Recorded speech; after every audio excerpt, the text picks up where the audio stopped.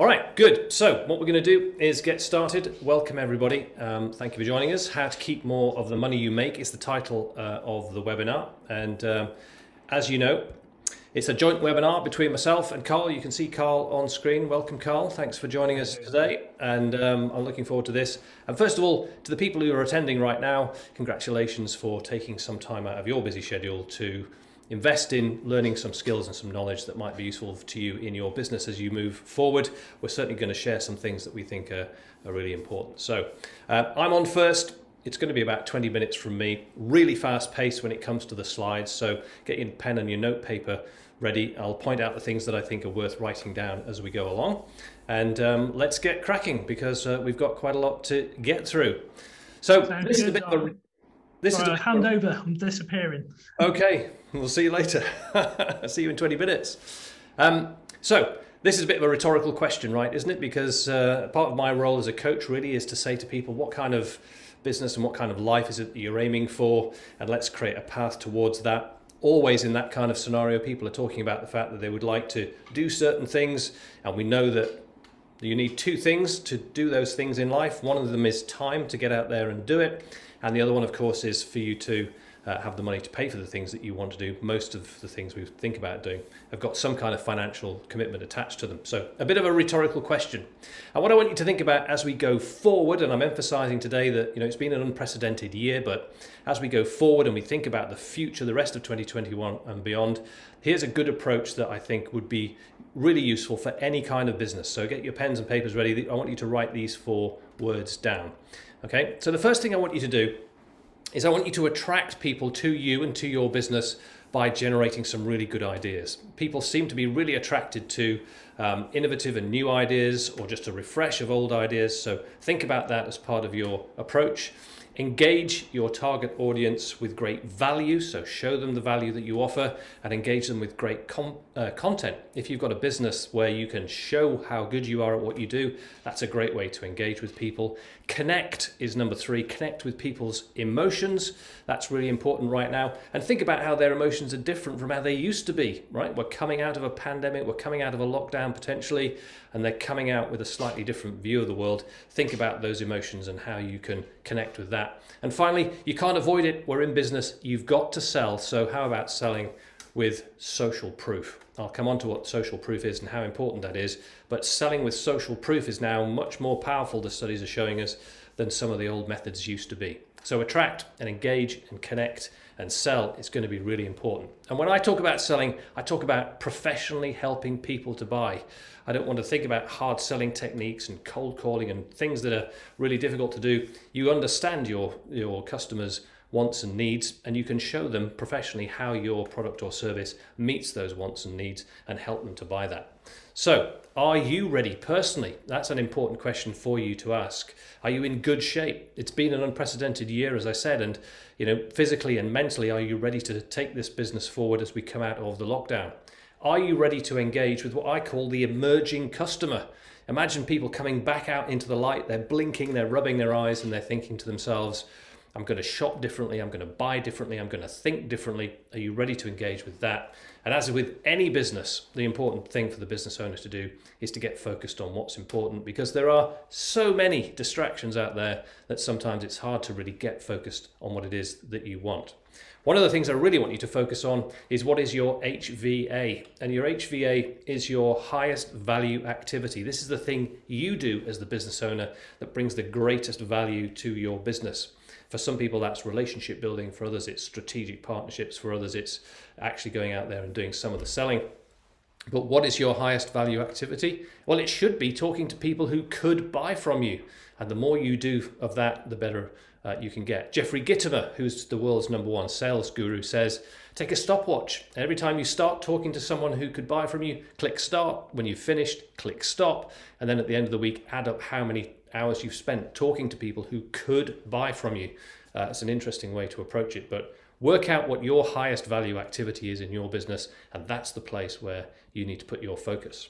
Now, I did say we were going to look at conversion rate. I wanted to give you a very quick example to show you how important that is. So imagine in your business, you're able to generate 100 leads in a given period of time. It could be a week, it could be a month, it could be whatever.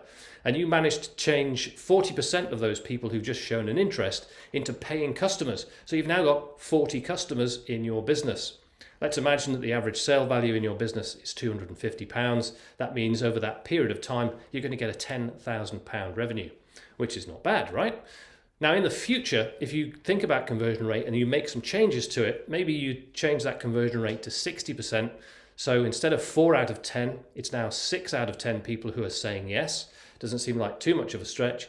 You've now got 60 customers. They're still spending the same amount of money with you, but your revenue is 15,000. So in this situation where you're going from 4 out of 10 to 6 out of 10, just persuading 2 more people to say yes, you're able to increase your revenue by 50%.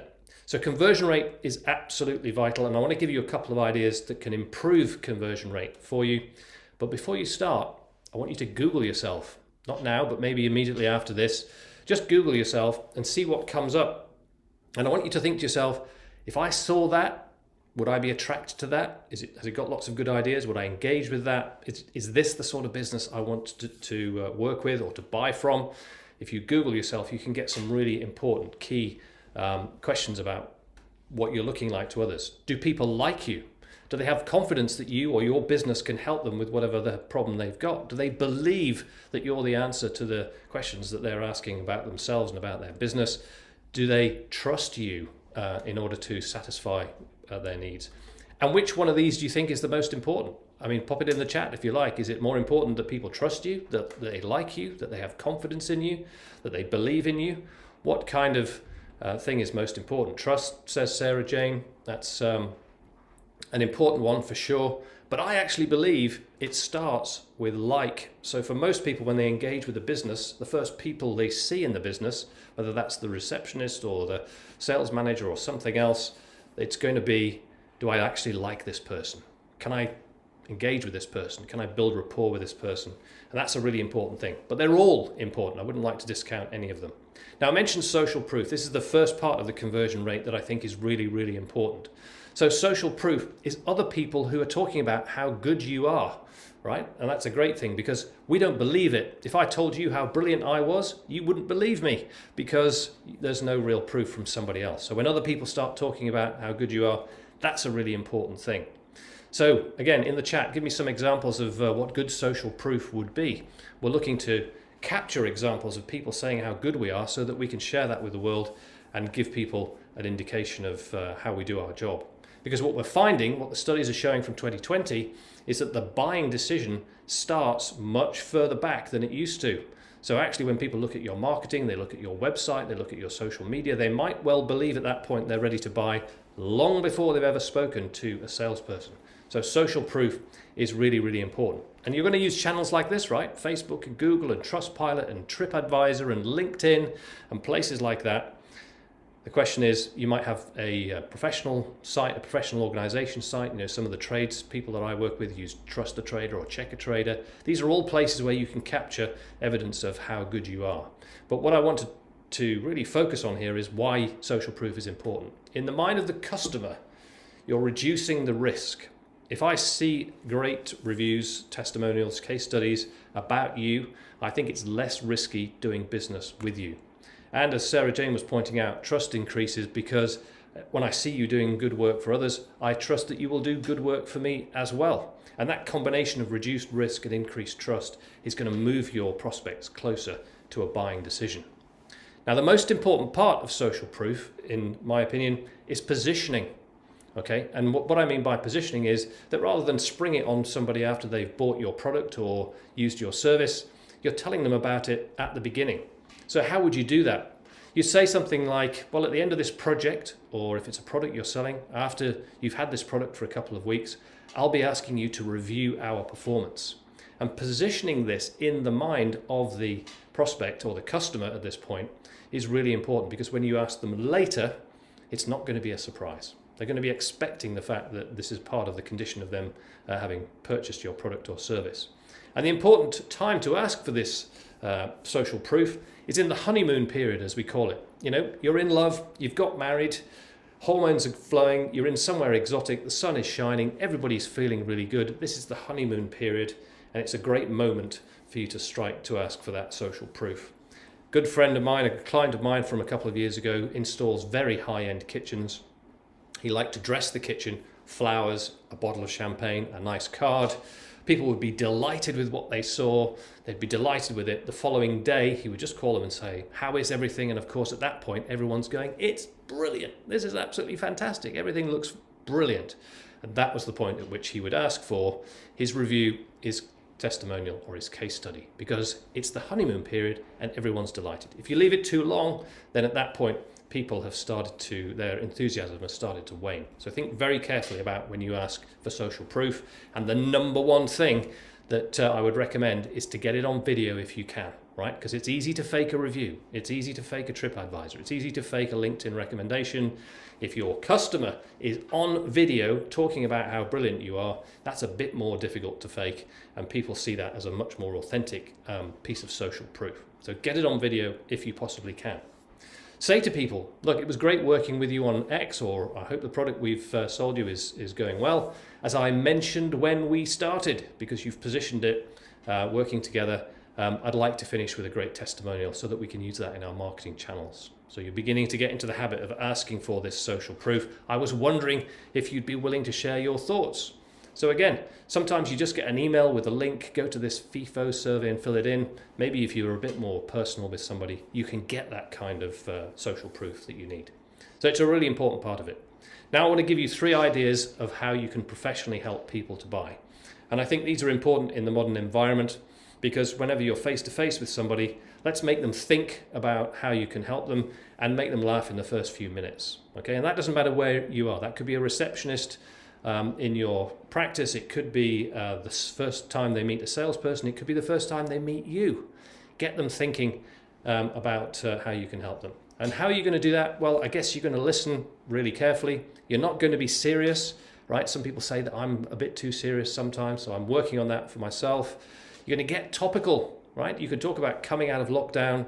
You could talk about goalkeepers heading in goals at the last minute, if that's your thing. You could talk about anything that's captured the imagination in the news, and you can find the right level of humor. And there's a little bit of dangerous ground in here with finding the right level of humor, but when you do this, it builds rapport really quickly, and often self-deprecating humor can be very effective here as well. So while you're doing that, you're also appealing to their emotions. This is a really important thing for you to do. And again, this comes from you being able to listen really effectively. This is one of the most difficult skills for people in business to master, because as human beings, we're normally listening to think about what we're going to say next. So listening is really important. Asking great questions in any environment. The receptionist in your clinic, the person who is your salesperson, you as the business owner out there front and center have got to learn how to ask great questions. And then at some point in the conversation, you're just going to offer to help. And right now, I think that's a tangibly better way of approaching it than starting to talk about features and benefits of things that you might be selling at the time. So let's have a look at some examples. Tell me what's happening right now is a great question to get people talking. You know, with that kind of invitation, they'll say anything to fill that space about how they're feeling about their business and life at the same time. What do you need just now? A little bit later in the conversation, you can say something to them like, well, it sounds like there's quite a few challenges there. You know, what do you need just now? Or what's missing right now? Or what would be needed in your business right now? These are all good things to think about.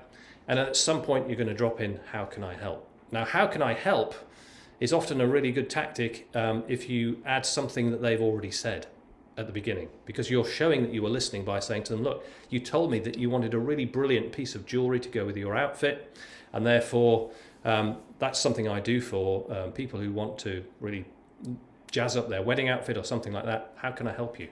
And by repeating what they've said, you've got a better case there, a better impact of asking how you can help. So lots of things going there. The third thing that professionally helps people to buy, I think, is to use your marketing to head off all objections before the sales conversation. Now, sometimes it's difficult to know what kind of objections you'll get, but in your business, you might know what the top 3 objections are. Write them down now if you know what they are. You know, in my business, it might be, that seems a bit expensive. I need to talk to somebody else. I need a bit more time to think about it. I'm not sure I trust myself to do this. Can you call me after Christmas? Can you call me after Easter? Can you call me after the summer holidays? Whatever it is in your business that people object to, it's really important that you capture them in your business so that you can start to head them off before they occur at the point in sales where you'll have to deal with it. So, for example, working out your response to those objections means that should they crop up in the sales conversation, you can deal with them. But you can also go further backwards in your sales process to maybe the first contact and start to share things like how much your service costs or how much your product costs, so that when people have actually got to the point of thinking about buying, it's not a surprise to them and you don't have to head it off. A couple of years ago when I started my coaching business, people used to say, because Action Coach is quite a premium product, well, that's quite expensive. And I worked out that actually the right response was, oh, I don't often hear that. What makes you say that? And then at that point, you're asking the person to justify why they've called this an expensive product or service. So there are lots of different ways to handle objections, but by doing so, and doing so professionally and calmly, you're helping your people to get closer to that point of sale. Okay? So, as we said in the blurb around this webinar, one of the 4 offers that you can get is a free business coaching session with me. And we just do an exploration of the kind of things that might reveal the potential in your business, you know, your ambitions, your goals for business, the marketing and sales that you do, the team performance if you've got people who work for you in the business. And we just identify 3 or 4 things that you can just take away and do straight away. Okay? So what I'm going to do is I'm just going to pop a quick poll on the screen, and all I want you to do is just to answer that question. Those of you who click a yes, then clearly we will be in touch and we can get that sorted out. So I'll leave that up for just a few seconds. Another 10 seconds or so.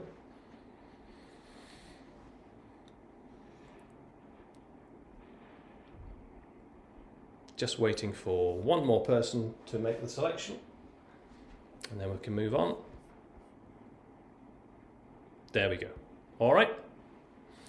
That's good. Thank you very much indeed for that. Now, I did say we would mention the average sale value. This is another really good way to increase the revenue in your business, as you might expect. And what you want is the average sale value this year to be higher than it was last year, because people expect prices to go up, don't they? It's one of those things where you're effectively in the marketplace expecting prices to rise, and the costs in your business are probably rising at the same time as well. So you want your average sale value to go up. So 3 ways to make your average sale value go up. Strangely, this one is not an affirmative action on it, but it's actually just measuring your average sale value. If you know what it is, that's great. If you don't know what it is, as soon as you start measuring it on a regular basis and seeing the trend of your average sale value, then that naturally gets you focused in on it. And the second part of this first idea is to set a target. So I've got a client who has an average sale value of around about £1,800, and he's set a target to get that over 2,000. Now what that's done is focus him and his sales team into that area of, okay, how do we get this average sale up? So step number 1, a nice easy one, measure your average sale. And what it does is it puts a little psychological hook in for you, because you realize that every time you sell below that average sale value, then actually you're not pushing that number up, you're dragging it back. So that's one of the areas where that little psychological thing helps you as well. Focusing on adding value to customers, don't discount. So discounting is an absolute crime in most businesses. So if you're getting to that situation where people are challenging you, think about how you can add a little bit of value by offering perhaps an extra element of service to it, or a small high margin item that you've got that you can add to that process to give them more value, but don't be cutting your prices, because that will obviously affect your average sale value. Second in this list is, what will the market bear? So what do I mean by this? Often I say to people, give me a number for the kind of quality of service you provide. And they'll say, oh, it's a 7 or an 8 or a 9, because they're proud of what they do. And then I say, give me a number for where you are in the price level in your industry. You know, 1, 2, and 3 is you're cheap. 4, 5, and 6 is you're about average. 7, 8, 9, you're quite expensive. And if those numbers are different, then we need to get them aligned so that high quality service demands a high quality or a higher price. And this is about you thinking about what your market will actually bear. Will they pay just what you're charging right now, or could they potentially pay a little bit more? Let me give you an example of a client of mine who ran a skip company. skips were £250 and he was selling 100 skips a week. Well, that's not bad, is it? £100,000 a month, £1.2 million per year from selling skips. And he hadn't put his price up for 4 years. And when we discovered this, we said, okay, it's time now. Your costs have increased. The market won't really notice. Let's put the prices up. And he fought me for 4 months before putting the price up by just 2%. Well, surprisingly, nobody noticed that he'd put the price up. So he still sold 100 skips every week. £500 a week more, £2,000 a month more, £24,000 over the course of the year. Just a 2% rise in his revenue. 2 months later, he did it again and put them up by 5%, and still nobody noticed. So he was at the right kind of price point where that made the difference for him. Now, why was he worried about it in the first place? Well, obviously, he was full of fear because he had a false expectation that the minute he put his prices up, everybody was going to evaporate, and that's obviously not the case. But that false expectation appeared real to him. So it's like an acronym, fear, false expectations appearing real. And that's part of the business owner just thinking to themselves, what can the market bear and how can I make an impact on that? And finally, in this session, what's your do you want fries with that question? Now, this is a legendary marketing tale, of course, of McDonald's selling burgers and then saying to people, do you want fries with that? Would you like fries with that? And the fact that 2 out of 10 people said yes drove McDonald's profits fantastically to the point where they became, one of the best known global franchises in the world. So for every business, do you have a do you want fries question with that? What would it be in your business? What could you say to somebody that would make them buy something else alongside the thing they're already buying from you? And I won't labour the point too much, but here's a good example from a client of mine from a couple of years ago, a solicitor who worked in family law, and she would go through the case with their clients, and it was obviously often a very long case. But at the end of that case, at the end of the transaction, she would always say to her clients, can I just ask you, when was the last time you updated your will? Now again, we're only talking about 2 or 3 people out of 10 that would say, well, you know what, I haven't got a will. Or it's been a years and I've got remarried, or something's happened since then. And she started to add on to her average sale by having a do you want fries with that question. So my final piece of guidance is have a think about what is that do you want fries with that question for your business, because as you up or cross sell alongside your main products, you'll start to increase your average sale, and that's important for getting more revenue into the business. Now, one of the other things I do, and some of you on the call have been to this event already, is a business planning workshop. It comes around every quarter. We normally charge for the seat. And in that 2 or 3 hour business planning workshop, we will look back at the business performance for the last quarter. How did it go? What went well? What didn't go quite so well? We'll start to think about goal setting for the next 90 days. So for example, the next one is in June and we're looking at July, August and September. So what kind of goals do you want to set for that 90-day period? And then we'll work hard for the final hour on creating a plan for that 90-day period that means something to you. It could be a chart, it could be a spreadsheet, it could be a mind map, it could be a drawing, whatever it is, but it captures the thoughts out of your head about what goes on in the business, and you walk away with a plan for the next 90 days. So, as you might expect, we've got a poll for that. And again, I just want to share that with you and let me know how you'd like to go with that. If you want to come along for a tryout session for the next one in June, then just answer with a yes, of course. And if you've got everything in order, then that's great. And we'll leave it the way it is. So just another 10 seconds until everybody has responded. Thank you for that. One more person left to vote, and then I'm going to move on and I'll hand you over to Carl. All right. Good. So let me close that poll down. And what I'm going to do now, thank you very much indeed for listening to that. And we've got to get Carl back on screen. Carl, are you with us? I am. Excellent, sir. Excellent. Okay, I'm going to stop my share. So if you start yours, and I will stop my video. I will be skulking in the background. 2 seconds, all right. There we go. Can we see that okay? Yep, that's all good. I'm going to shut myself off and we'll see you in a 20. Fantastic. Well, thanks very much for that, Gary. Some really good advice there. And I'll apologise now. I don't think I'll be anywhere near as polished as Gary was there, but I will do my very best. So thank you, everyone, for coming along today. So I'm going to run through some more of the financial aspect, keeping on the same lines as Gary, and there'll be a little bit of crossover. I'll go into some details on profit.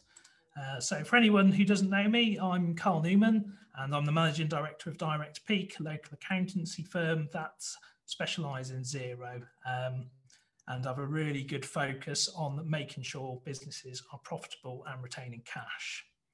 So cash, that's where I'm going to start off today. So I've made a bit of a bold statement saying cash is the most important thing in your business. Now, people will argue that there's lots of different things that are more important, but cash for me is once you run out of cash, you cannot run your business anymore. You can only ever run out of cash once. It is absolutely vital. So people might say the team are most important. Well, you can't pay your team without cash. You might be the most important. You are, but again, you can't pay yourself without cash. So it's so important, and you've probably heard the saying, turnover is vanity, profit is sanity, cash is king. And what I've done here is I've just listed 4 quick ways that you can get cash into the business. That is investment, tax efficiency, leveraging your balance sheet, and increasing profits. And today I'm going to concentrate mostly on how to increase your profits, but I'll just quickly run through the other ones. So investment, here's a couple of ideas for you. Bank loan, quite a standard one.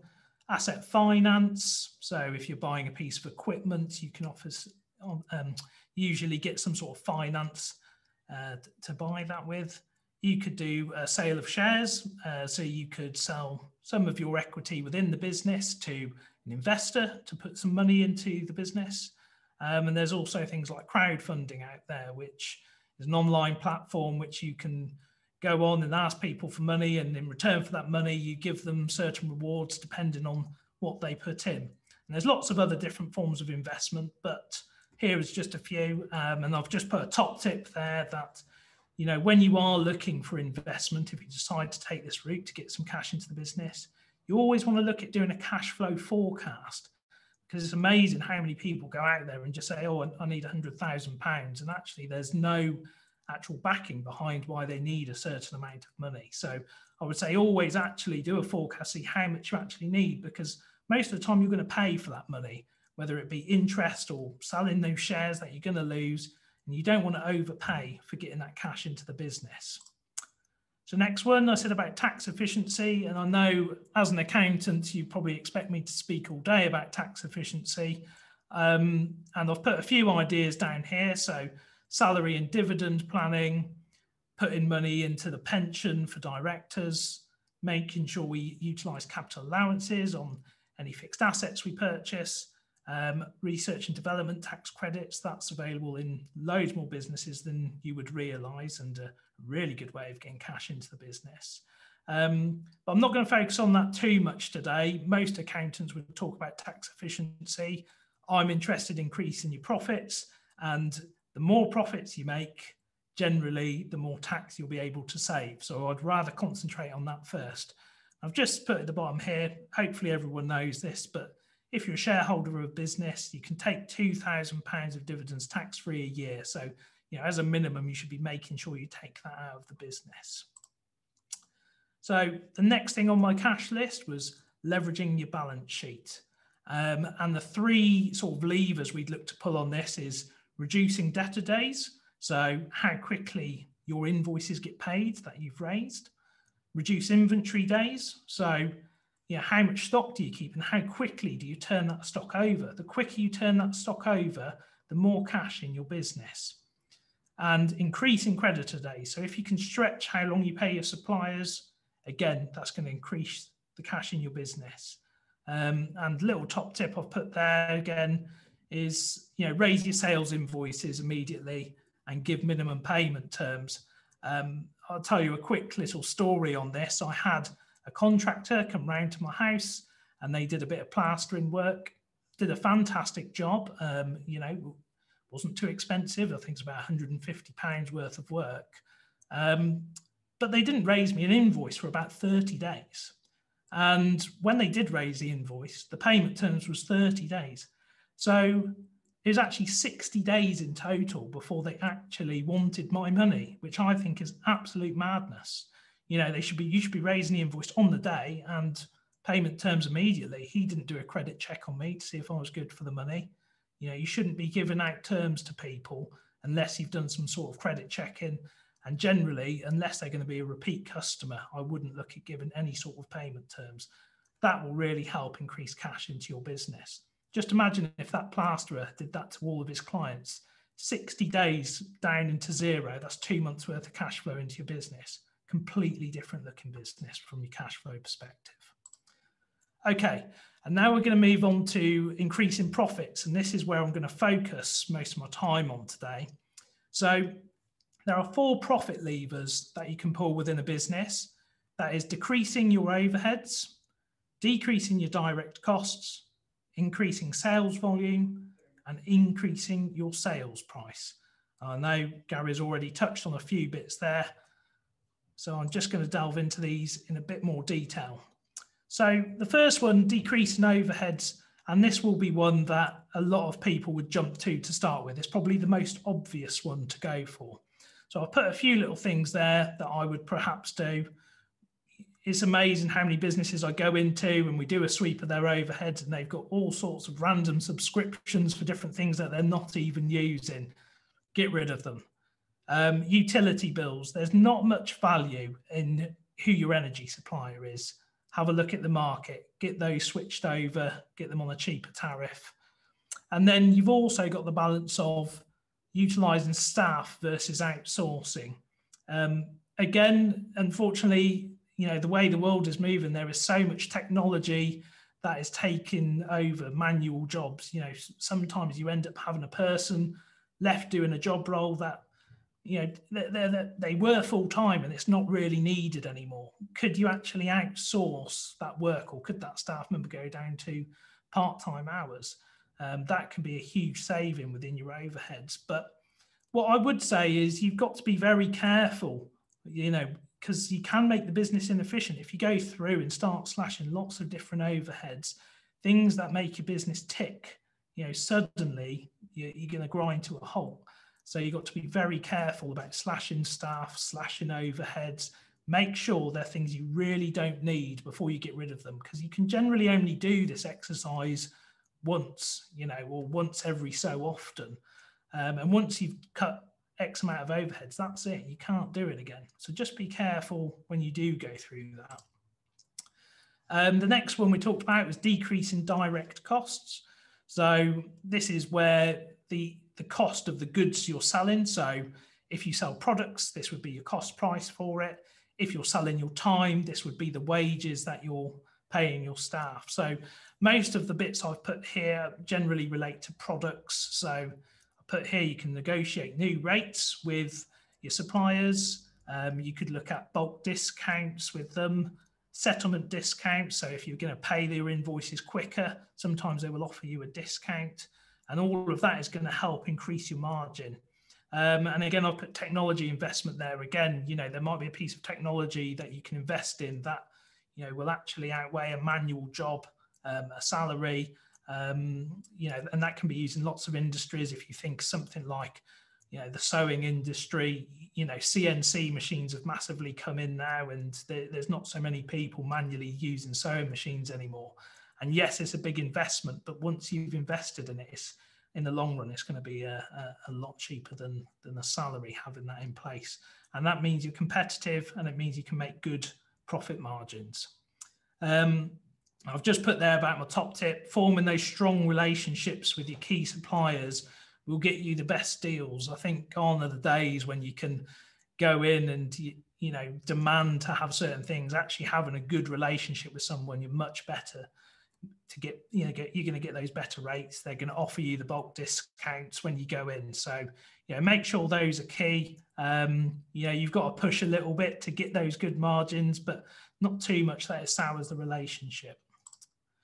So moving on to increasing sales volume, and I know Gary touched on this a little bit as well in his. Obviously, the obvious one is, let's just get some more customers in, which is great. More customers equals more products being sold. But there is a lot of work with more customers as well. You've got to put time and effort into getting those customers, probably costs with marketing as well. So the margins aren't always what they seem, just adding new customers. What I would say, though, is with your existing base, or when you get those new ones, you can try upselling to those customers. If you go to the garage and you go, right, I need some new tyres, for example, they can say, well, you can have the bog standard ones for £60, or, there's these premium ones that will last you, a year longer for £85. And so it's always a good idea to upsell. The margins are generally going to be better on higher value products, and also cross-selling to existing customers. That goes back to Gary's phrase there, would you like fries with that? Looking to add those extra products, extra services that relate to what they're buying, get those in there. Amazon are brilliant for it. You buy something on Amazon and all these links come up saying customers who bought this also bought this, and amazing how many times I click on that. So it's a great way of selling and increasing those sales coming through. And one of the things I've put there is, top tip, make sure that you're charging for everything. It is absolutely amazing how many people I see, they're going out there and whilst they're out doing a job, oh, would you mind just doing this for me? Would you mind just doing that? Yeah, of course, but that's chargeable. Don't ever do that for free. Always charge something for it, just something really small. It's something I talked to with a client of mine who's an engineering business, and we set like a little target for the engineers. Try and just upsell £50 a day. And where they used to do all sorts of things like give batteries and all this sort of thing and cables away for free, they just started charging for it. And that £50 a day becomes £250 a week. It becomes £1,000 a month. It's £12,000 a year. That's £12,000 straight to your bottom line because you started charging for all those little extras.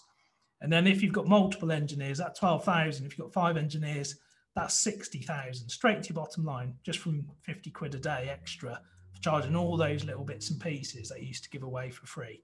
So make sure you charge for everything. Okay, so Gary mentioned discounts as well. A lot of people use discounts to try and increase sales volume. And, I really wouldn't recommend it. You've got to be really careful. It can lead to worse profit margins. And I'm just going to show you now a little profit and loss here. So hopefully you're all familiar with a layout of a profit and loss. And I'm going to start on this side here. So this is our original profit and loss. We've got sales here, 578,000, direct cost, 375,000, gross profit margin, 202,000, 35%. And we got our overheads at 120,000, net profit of 82. Okay, so nice looking business. If we just apply a discount of 10% across those sales, you can see what effect that has.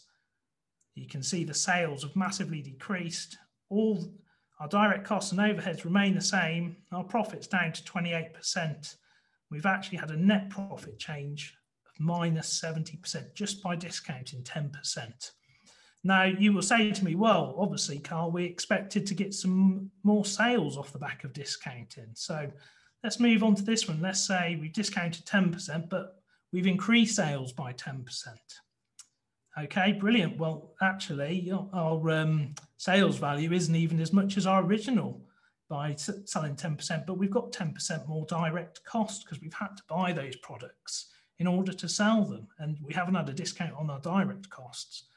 So, we're still down. We're still £43,000 worse off by discounting 10%, but increasing by 10%. And this final column here actually shows that, and in this example, discounting by 10%, you'd have to sell 40% more products to actually get back to your original price. So that's really worth bearing in mind. That's how devastating discount can have effect on your business, because we don't care about sales. We care about net profit. Net profit is what we care about. That is what gives us cash in the bank, not sales. So it's really key to remember that if you're going to discount, you're going to have to shift a hell of a lot of product to get you back just to where you were. So anything over that 40%, great, we've increased our profit, but good luck with that. Okay, so just a few exceptions that I want to point out when it comes to discounts. Perishables, obviously, if you're in the retail business and you're selling food, you know, your Tesco's, your Asda's, your Morrison's, now you've got things that have got a shelf life. Now, it's always better to shift that stock rather than throw it in the bin. So if you can get something for it, absolutely go for it. That's when it's fine to discount. Also, businesses that deal in stock, if you've got slow moving stock, then you know you might need to discount it to get rid of it. There's no point having something sat in your warehouse for 2 years. It's taking up space, it's dead money, get it gone. That's fine, discount it, move it on. And large contracts as well. You know, sometimes if you can get a big enough contract that makes it worth your while, then you can perhaps look at a discount. But you know, that is on a case-by-case basis. You've really got to go through that with a fine-tooth comb to make sure it's worth it. Okay, so let's move on to increasing sales price. So there's a few things you need to consider when you increase your sales price. One thing is I would make sure you've always done your costings. Make sure you know exactly what your product or your service costs the business before you go and increase sales prices. Because what you might find is that actually your costs have increased and the increase you're looking at putting up by isn't enough. You need to make sure that your costs have been done properly. So once you've done that, you can select which products and services you want to increase. And I would apply that immediately for all your new customers. Anyone new coming in to buy, they get the new cost price. Doing that to existing customers is sometimes a little bit more tricky. So I'd start with the new customers and then write to your existing customers if it's an ongoing service about the price increase. And I've just put there, and Gary said this as well, you know, obviously increasing those prices, it feels uncomfortable and you have this fear around increasing those prices. And what I quite often do is time that with, you know, sort of a supplier price increase. So recently we had quite a bit of our softwares increase in price.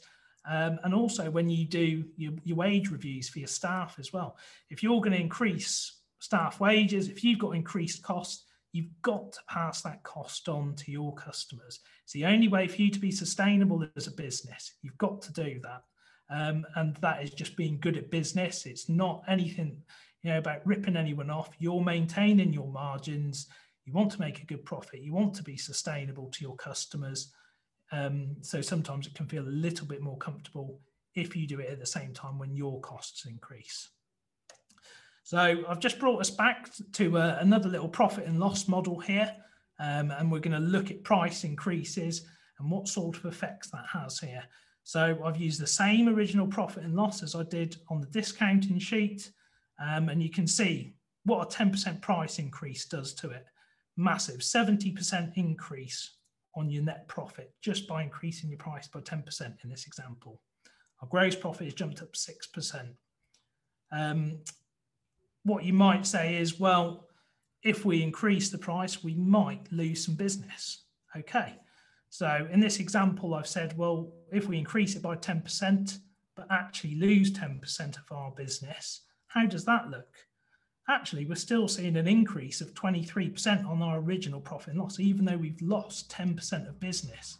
So that price increase has actually helped us, even though we've lost business off the back of it. Turnover's lower than our original, but profit is higher, and that's what we're focused on. And then I've just in my final example here shown that in this particular set of profit and loss here, if you increase the price by 10%, you'd have to lose 22% of your business just to be back to your original profit and loss. And Gary gave a great example with his clients who sold the skips there. Most of his customers didn't even notice over two price increases, 2% and 5%. The chance of you losing 22% of your business is highly, highly unlikely. So, you know, you can see the effect that this has on your bottom line. It's absolutely huge. And it is by far the best thing to do to increase your profit margins. Okay, so then I've just done another quick comparison here of Again, it's the same set of figures, and you can see just side by side, volume increase by 10% versus price increase by 10%. Both are good, both increase your net profit, but price increase by far outweighs a volume increase every time. Remember, you've got to work really hard to do those volume increases as well, whereas a price increase is a lot easier to implement and has a much, much bigger effect than the volume increase. And if you can manage both, obviously even better. You know, that's fantastic. So one of the things I mentioned earlier was about costings. So just a few key points around this. Just remember when you're doing your costings to include all your associated costs. So if you're shipping out goods, remember you can have postage costs, you can have packaging costs. You know, have you got them in a warehouse? Is there a fulfillment cost associated with that as well? When you're costing up wages, remember to include everything. There's employers' national insurance, pensions, holidays. You know, there's an office they work in. There's all sorts. Do they have a van? You know, all these things. It's not just the wage you set them. And you need to work out the cost that it has on your overheads as well. You have to bring that in. You know, what's the cost of, you know, your phone bill, your office, your rates? All of those costs together have to be included when you do your costings. And the really quick example here, and this is where a lot of people get it wrong. You know, I've got somebody here on the minimum wage of £8.91. There's national insurance on that of 66p. Employers' pension of 24p an hour. Holiday costs, they have 28 days of holidays a year. You have to build that into your costings. That's 96p an hour. And then unchargeable time, can you actually charge your staff out for every single hour of the day? Surely they need to take some breaks and, you know, use the toilet. So I would usually say, well, take 10% of that time as non-chargeable because they won't be able to work. And that gives you a total hourly wage of £11.48. That's 29% more than £8.91. And that's before I've even done any costing on my overheads, on vans, all the rest of it. So you have to be really careful that you get your costings right when you're working out how much to charge people out by, how much to charge your products out by. And so I'm just going to summarize them. I've not been as organized as Gary and put my polls in there, so I'm going to do them at the end. But in summary, I would say what you need to do, make sure you do your costings, use those 4 profit levers that I talked about earlier. That's your decreasing your overheads, decreasing your direct cost, increasing sales volume, and increasing your sales price. Make sure you're reviewing your financials regularly. I would say a minimum of monthly. If that profit and loss I just had up on my screen is alien to you, you need to start looking into that. Speak to somebody who can help. I'm offering a free review as well as Gary, so I'd be happy to spend that hour looking at a profit and loss with you. So what I'll do is I'll just use that now as a time to do the poll. So I'll see if I can do that. I don't know whether I'm just going to do that now. Right, I've just put a poll out, so hopefully I've done that correct. If you could just let me know if you'd like a free financial health check with me, we can look at one of those profit and losses if that's not something that you've done before. So I'll just give that a minute for everyone to put that in. Looks good. I can see the poll at my end. Oh, good. Great. Thanks, Gary. I think we're just waiting on one more person by the look of it, so I'll just give it another 10 seconds or so.